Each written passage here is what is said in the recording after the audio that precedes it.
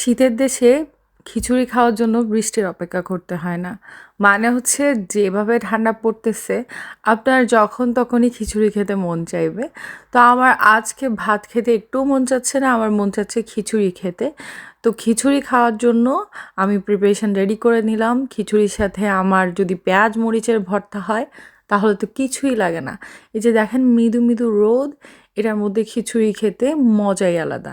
তা আমি চিন্তা করলাম খিচুড়ির সাথে একটু মাছ ভাজা হলে কেমন হয়।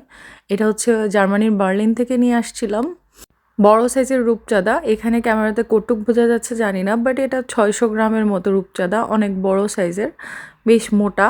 তো আমি এটা কাটার চেষ্টা করতেছি, কেটে তারপর এটাকে 2 ভাগ করব। আমি আর সামির লাঞ্চের জন্য আজকে লাঞ্চে বানাবো খিচুড়ি, তারপর পেঁয়াজ কাঁচামরিচের ভর্তা, মরিচ দিয়ে একদম ঝাল ঝাল করে, আর হচ্ছে এই মাছটাকে ভাজি করব।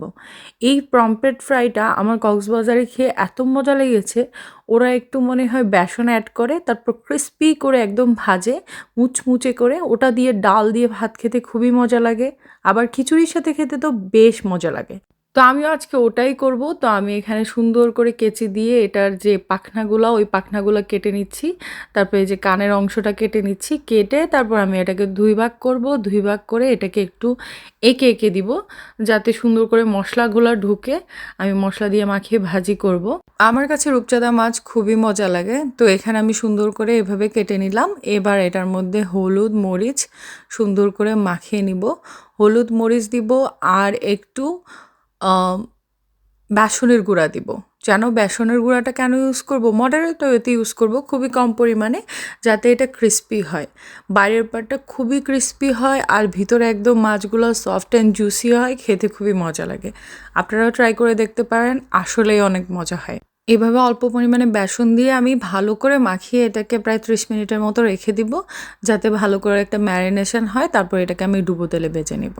তা আমি এই পাশে খিচুড়ি বসানোর জন্য প্যানের মধ্যে তেল, তারপর তেলের মধ্যে বাকি যে গরম মশলা আছে ওটা দিলাম, পেঁয়াজ দিলাম, রসুন দিয়ে ভালো মতো ভাজা ভাজা হলে বাকি মশলাগুলো দিয়ে তারপর আমি এই যে এখানে আমি মুগ ডাল অনেক বেশি পরিমাণে নিয়েছি, মুসুর ডাল খুবই কম নিয়েছি, চাল নিয়েছি 1 কাপ। মানে খুবই কম পরিমাণে খিচুড়ি বানাবো, যেন দুপুরে আমাদের দুজনের লাঞ্চে হয়ে যায়।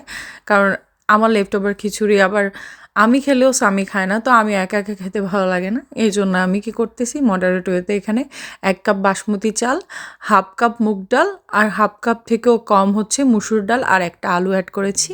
তো আমি মশলার সাথে ভালো করে চালগুলো মিক্স করে ভেজে তারপর এই যে পরিমাণ মতো পানি দিয়ে দিলাম।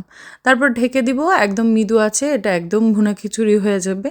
এই খিচুড়িটা খেতে আমার খুবই মজা লাগে। এই যে আমার খিচুড়ি রেডি, আমাদের দুজনের লাঞ্চে ঠিক এই পরিমাণ, আমাদের লাঞ্চের জন্য এটা পারফেক্ট। এখানে খিচুড়ি রেডি। আমি একপাশে পেঁয়াজ মরিচের ভর্তা করে নিয়েছি, এই যে এখানে পেঁয়াজ মরিচ দিয়ে ভালো করে মাখিয়ে ভর্তা, আর এই যে ক্রিস্পি করে মাছটা ভাজা হয়ে গেছে। এবার সুন্দর করে আমি লাঞ্চটা পরিবেশন করে নিব। এখানে ঠিকই বৃষ্টি পড়তেছে না, বাট এত ঠান্ডা ওয়েদার, ঠান্ডা ঠান্ডা বাতাস বাইরে, খুবই সুন্দর একটা ওয়েদার। বাট যখন বরফ পড়া শুরু করবে, তুষার পড়া শুরু করবে, তখন তো ওয়েদার এত সুন্দর থাকবে না। তা আমি এখানে সুন্দর করে বারান্দায় আসলাম। এই যে দেখলেন মৃদু মৃদু একটা রোদ, অত বেশি রোদ না। তো হচ্ছে আমি এবার সুন্দর করে আমার লাঞ্চটা এনজয় করব। অ্যান্ড এটাই হচ্ছে আজকের লাঞ্চ। অ্যান্ড আপনারা এরকম মজা করে ভুনা খিচুড়ি বানিয়ে খান।